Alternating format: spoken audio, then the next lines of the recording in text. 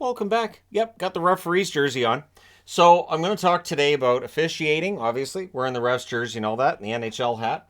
But I'm going to talk about it a little bit different because today we're going to talk about the playoffs that we just finished. So the playoffs, of course, we saw the ratings down in the final. To me, there's simple reasons. First off, you have a Stanley Cup final that starts a ways after the conference final was finished. Two, you've got teams in there that don't have as large of followings as, say, a New York Rangers, an LA Kings, the Chicago Blackhawks, Boston Bruins. You don't have a Canadian team in there, which would have raised the ratings in Canada. Florida generally is a team that's followed by less people, and Vegas is a team that, once we got past Game 1, it was pretty obvious they were going to win the Stanley Cup. The odds of Florida winning the Stanley Cup, especially after Game 2, just dropped, and the ratings dropped at that point, too. So that's part of it. You don't have as competitive a Stanley Cup final. You don't have as much intrigue with the Stanley Cup finalists as you normally do. And so, yeah, the ratings are going to be down. You're not going to get the same ratings for Vegas and Florida as you will the year before between Tampa Bay and Colorado, especially since Tampa Bay was going for their third cup in 4 years. And there was some hate watching with that Lightning team as well. And I know there's some of that with Vegas, but nowhere near as much, especially after Game 1 when it was clear they were going to win it. Game 1, once that game went in their favor, it was like, okay, so Vegas should win this. But the comments that I've seen, and I've seen this in various places, not just here, the officiating. Well, clearly, part of the reason people don't watch is because the officials just don't call the rules right. And, this is why people turned off. I don't agree with that. Now, I'm not saying it doesn't happen. I'm not saying there aren't people who decide that. But the thing is, I do recaps, review videos all regular season. Every night without fail, there is at least one fan base that is convinced the NHL decided their team wasn't allowed to win that night. They communicated this to the officials. The officials shrugged their shoulders and said, all right, guys, we got to go out there and make sure that team doesn't win. And then they did. And that's a belief. And if you have that belief, there's nothing I can do to shake that belief. But it's there during the regular season, too. During the postseason, you may get more energy towards that. The games are more intense. And fans get more intense about a postseason game than they do a regular season game. Regular season game, yeah, we lost last night. I don't like the officiating, but whatever. We'll move on to the next game. Playoffs are a little different. We lost, now we're behind in the series. I'm still choked because now we got to play that team again, and I already don't trust the officiating. So I've got 10 items I'm going to put on the board here, and some of them kind of overlap. And we'll go with something that I have said the entire time this channel's been in existence. And it's really simple. It sounds simple. Call the rulebook. Call it. If it's a penalty in October, it's a penalty in May. That's never been a thing, right? There's never been a thing. The whole time I've watched hockey, once you got to the playoffs, it was understood they were going to call a lot less. They're going to let you get away with a lot more. What's interesting is, and I noticed this especially in the final, there were games where they called everything. There were games where they didn't call enough. And no matter what, people weren't happy. And it didn't matter. It didn't matter. And if your opinion is, I think the officials are in the tank for Vegas, if they didn't call anything, you were like, see? And if they called everything, you went, see? It didn't matter. And if they were kind of in between, it was still, well, yeah, they called that, but then they didn't call that. And why didn't they call that? They may not have seen it. And that's one thing, and we'll talk about that as well. So call the rulebook's an important one. But here's the thing, too. Number 2, and I think this is something that we need to acknowledge here. Because when people say, well, the rulebook's called differently in the playoffs, it's not that as much as it's the fact that playoff hockey is different. You have way more hitting. I talked about this a few weeks ago, too. I think it was a month ago. I don't know. What are days anymore? But playoff hockey is different. It's more intense. It's faster.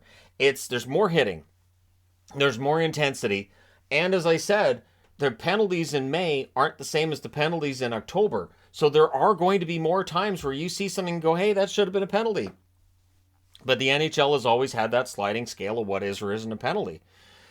And so if you're really, really excited for one team and really hate the other, you're going to react very viscerally. And again, me as a neutral observer watching the Stanley Cup final, I thought it was called just as well as a game in October, just as well as a game in November. You guys can decide if that's praising, if it's damning. But I really didn't see that there was this huge shift in the way things were called. The playoff hockey is just different. And just like players who play in playoff games, it's a little different than the regular season. You see them play through a lot of injuries they normally wouldn't. The game itself is a totally different beast. Number 3, and this has been a debate for as long as I've watched hockey, meaning it predates me watching hockey. So how about those even up penalties? Watching Hershey against Coachella Valley, and of course, Game 4 is tonight. I will be watching that. Even up penalties, yes or no? So in that game between Coachella Valley and Hershey in game four, yep, series is tied now. Game 4, Game 5 tonight. We saw 3 penalties in a row against Coachella Valley, and then it was 3 in a row against Hershey, and then it went back to, and I thought, if this was an NHL game, people would be so ticked off. The interesting thing is, I post a recap for that game. It does not get anywhere near the views of the National Hockey League recaps, which is fine. It is so much fun to watch AHL hockey. No digital ads, no gambling advertisements at all. Such a throwback. But I didn't see anybody complaining about the officiating. I didn't see anybody complaining, hey, there were 3 in a row on them, and then there was 3 in a row on us. What's that crap about? I didn't see it, but it's still there. It's still part of the game. And officials themselves have been caught saying, yeah, even up calls, we do that. Well, this team's had 3 penalties in a row. We should look for a penalty over there. Now, I am of the mind that shouldn't be a thing. If one team continuously is clutching and slashing and hooking, and then you call it until they knock it off. And you go over and tell the coach, hey, I keep giving you guys penalties because you guys keep screwing up out there. Sorry, I'm going to keep it up. You guys have to keep your sticks down. You guys have to keep your sticks to yourselves and stop being, ridiculous about it. But that's a debate that's been in hockey for a long time. That should there or shouldn't there be. So when you see a game where one team has 5 power plays and the other team has 1, what is the comment? Right, the officials screwed my team over. When it's 5 power plays for one, 5 power plays for the other, what's the comment? The referees evened it up because they were trying to influence the outcome or not influence the outcome. But people aren't going to be happy. Which leads to number 4.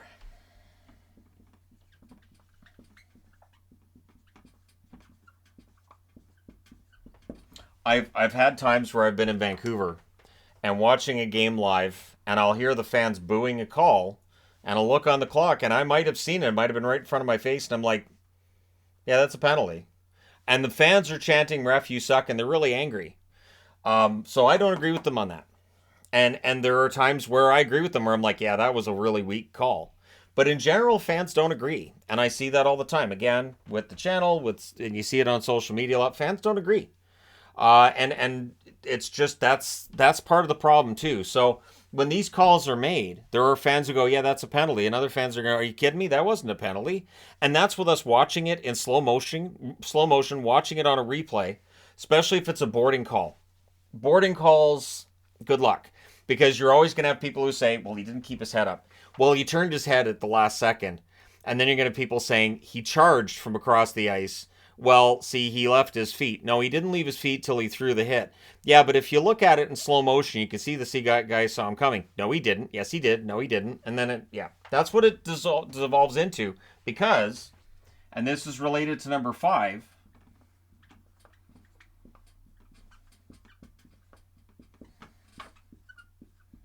I better put qualifier in here.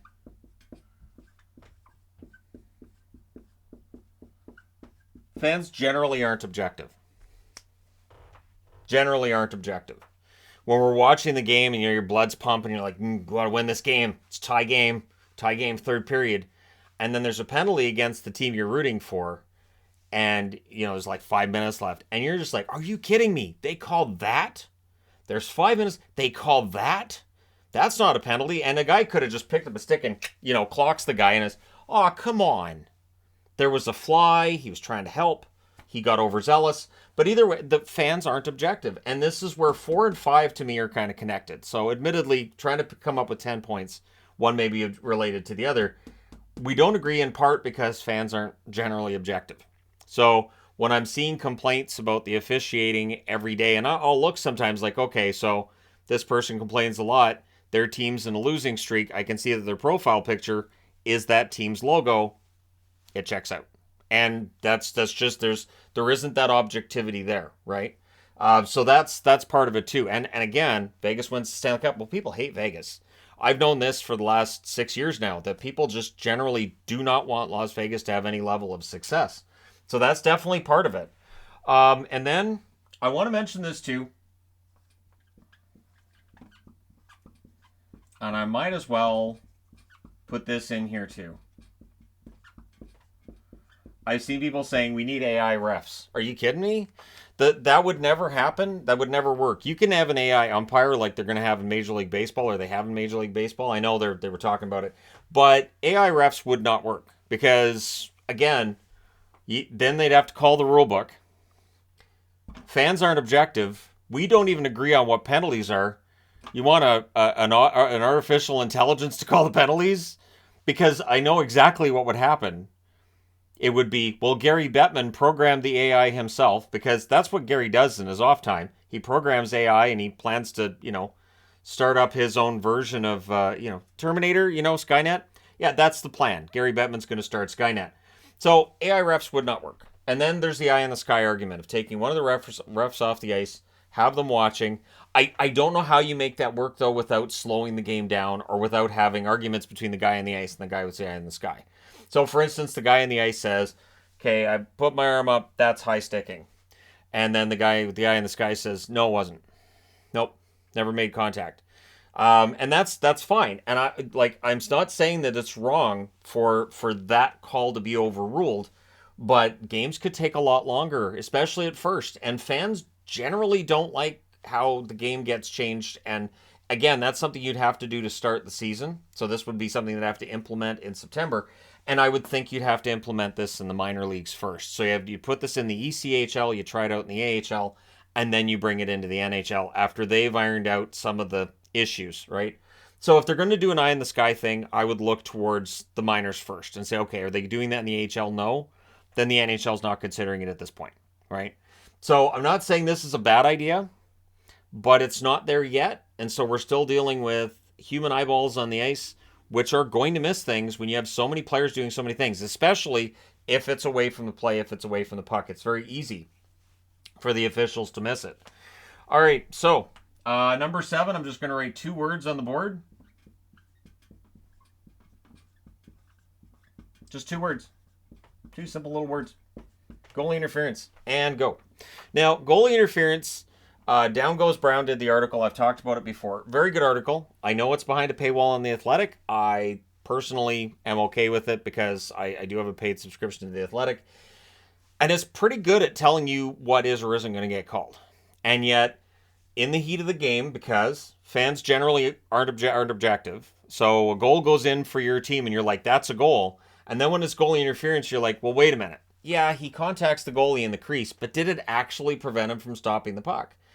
And that's where the NHL has to look at it and make that call and say, yes, that impacted the goalie's ability to stop the puck, or no, the goalie had time to reset. And so, again, based on which side you're on, you may see that call differently, right? So this is one of the reasons why I don't really get into debating individual calls in games anymore, because we see it very, very differently. To this day, the Joe Pavelski injury in that game in San Jose against Vegas that ended up with a 5-minute major for San Jose, you will still have people saying, well, yeah, that should have been a 5-minute major, absolutely. Even though the NHL came out and said no, and they changed the rules after that as well. But even though the rules were changed because of that call, there are still people who will say, well, that was 5 minutes. So goalie interference, there's much less when it comes to any kind of consensus.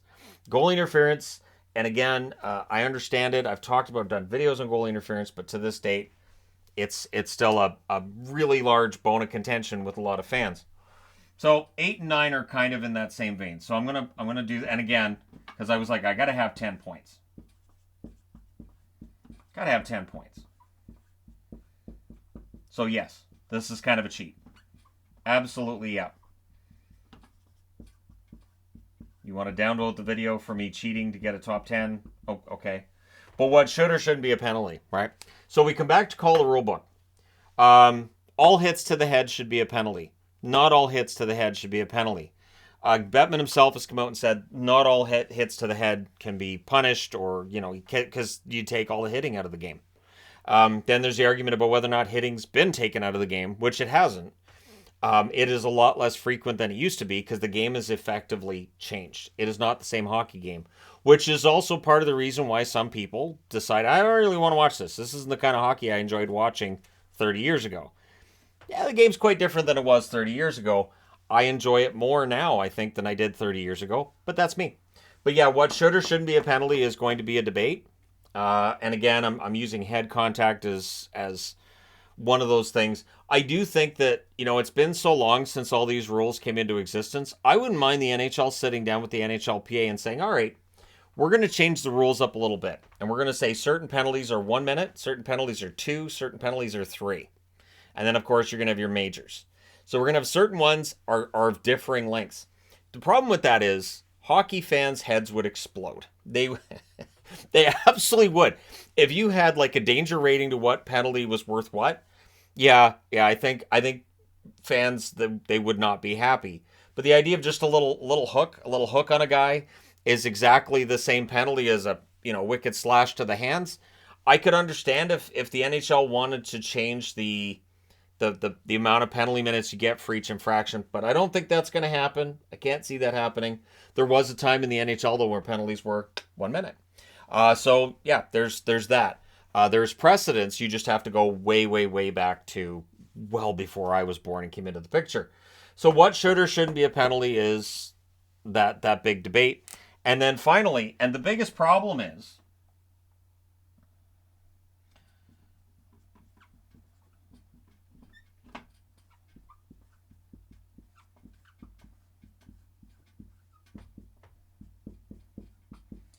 NHL Plays Favorites, and I'm going to put under here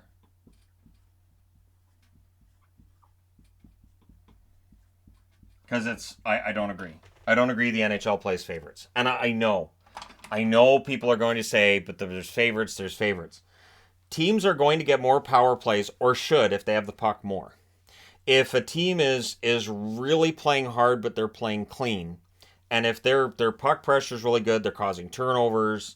If the team is punishing with speed and turnovers, they should draw a lot of power plays. They really should, because they're going to catch the defense off guard, and they're going to leave a defenseman in a position where either he hooks the player or that puck's going in the net. Either he cross-checks that guy or the puck's going in the net. Either he turns around and hits slash on the guy or puck's going in the net. So this is what we should see. And I would argue we don't necessarily see it enough. Sometimes the skilled teams that are really good at the steals and the speed and catching teams off guard, they may not get those calls. And again, this comes back to calling the rulebook. This comes back to whether or not it's an even up call. But I don't think it's the NHL playing favorites here. Because if the NHL was going to play a favorite and try to, gift a team a Stanley Cup, I would think Arizona would have got out of the second round more recently than 2012. Because that's the one argument, right? Well, the NHL's trying so hard for the Arizona Coyotes, and they just, Then the Coyotes should get more wins. The Coyotes should get more power plays. The Coyotes should mysteriously, get better players. They should win draft lotteries. And they don't. They generally don't. And so, yeah, I don't get into that NHL Plays Favorites side of things. And if I really believe that, if I really thought the NHL was that blatant and just, yeah, so this year we've decided Tampa's winning the cup. And then the following year, we think Tampa should get it a second year in a row. And then the following year, okay, this is Colorado's turn. Don't worry, Vegas, you guys are next. And then points at Toronto and goes, you guys make all kinds of money. You don't need a cup, so we're not going to give you one. Like, it just, I can't see it. I can't see it. And again, if I could, this channel would not be in existence as it currently is. I might have ended up being the baseball guy, which would have been so much time out of my day every single day for 6 months. But there you go. 10 items. Let me know your thoughts. As always, I don't expect to win over hearts and minds with this argument at all. But I wanted to do a video on this because I see it and I hear it a lot. I think that people underestimate how different playoff hockey is. And the fact that the rule book has always been called differently in the playoffs. And I don't know that that's going to change. Because I don't know there's enough of an appetite. I think one thing we need to keep in mind here is players, usually when you interview players, there's a standard that they want. So whoever the official is, they want that standard known early in the game. What are we allowed to do? What are we not allowed to do? How tightly is this game going to get called? And then they adapt. So they adapt to the rulebook. Players get frustrated when a referee says that wasn't a penalty, and then 5 minutes later it is, or vice versa. That's a penalty, and then 5 minutes later, no, I didn't think that was a penalty. That's where players get frustrated, because then the standard switches, and that's where you see the coaches rightfully get upset. But generally speaking, it is that fans, and I mean the players aren't going to be objective either. How many times have we seen where a player does something heinous that we know they're going to get suspended for, and his teammates will say, yeah, he was playing hard. It was tough play. I understand people are upset, but I really didn't see any intent there. I didn't think he meant to knock his head off. I think it was loose before he got on the ice. It's just, this is how it works. Coaches are the same way. Well, yeah, he had the hatchet instead of a hockey stick. I figured it was just an honest mistake. He was out there wheeling the hatchet around at people. Like, just that's how coaches are. They're going to defend their players, and players are going to defend their teammates. And in general, fans will defend the team they cheer for. So there you go. Let me know your thoughts in the comment section below. As always, don't forget to hit like and subscribe if you're browsing your way through. You just happened upon this video. Thank you guys so much for watching, for all your support. I will talk to you again soon.